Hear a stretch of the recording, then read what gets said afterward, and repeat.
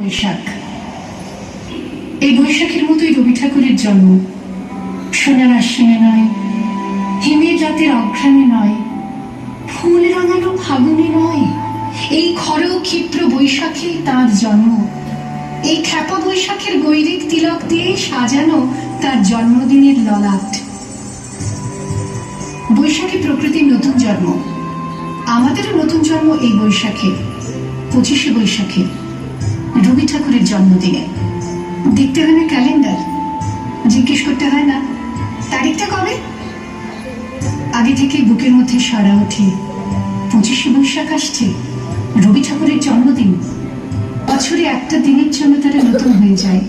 চারপাশে নীলে লালে সবুজে হলুদে রঙিন ফুলের আলপনা, মাঝখানে খয়েরি রঙের সুতোয় রোজ দুপুরের না ঘুমানো চোখে কাজের ক্লান্ত অবসরে বোনা হয়ে চলেছে সেই 4টে লাইন।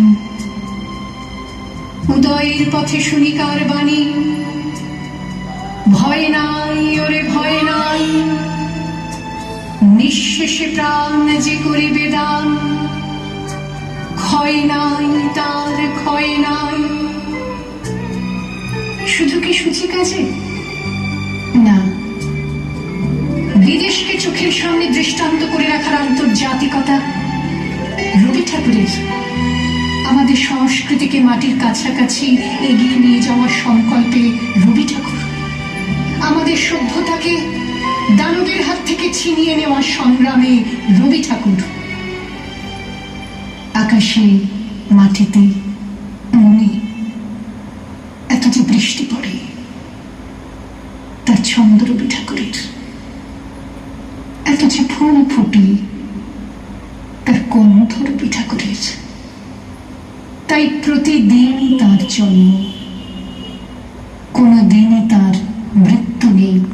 কালের কালা পাহাড় এসে কোনো দিন যদি ভারতবর্ষ থেকে সমস্ত ঠাকুরের পুজোর প্রদীপ নিভিয়ে দিয়ে যায়, তবু একটি ঠাকুরের বেদি চিরকাল থাকবে মাটির সঙ্গে গাঁথা।